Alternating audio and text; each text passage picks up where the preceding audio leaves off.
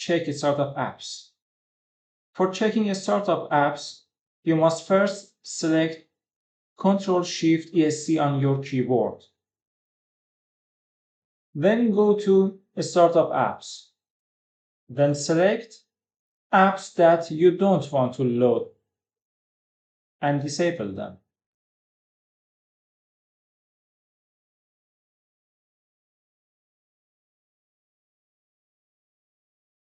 Pay attention that you must not disable your antivirus or your Windows options. After doing this, you must restart your PC and see your Windows startup is increased. Thank you for watching this video. Please follow my channel for more fixes and tips.